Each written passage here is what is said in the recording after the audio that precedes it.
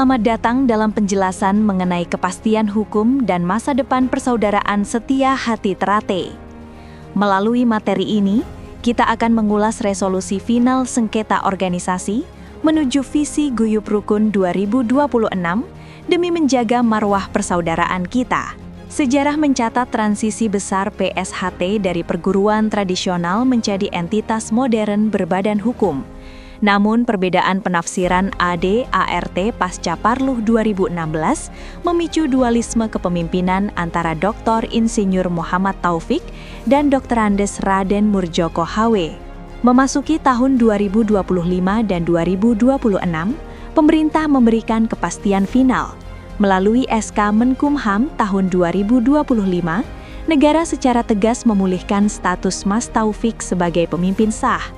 Hal ini diperkuat dengan pengakuan resmi dari PB IPSI pada April 2026.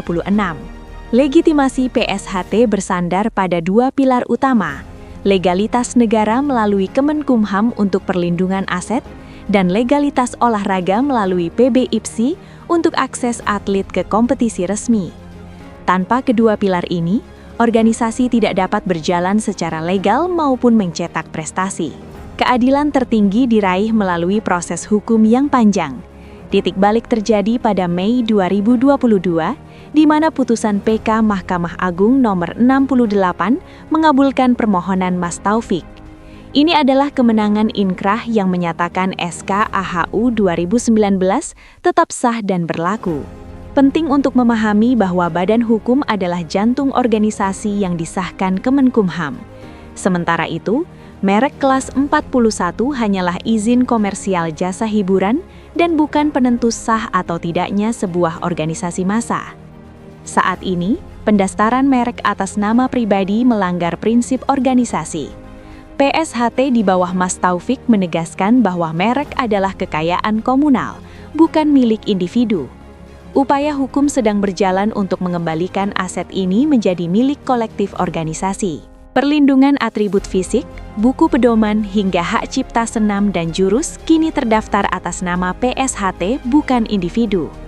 Oleh karena itu, seluruh warga di bawah kepemimpinan Mas Taufik 100% legal dalam mengenakan seragam dan logo organisasi.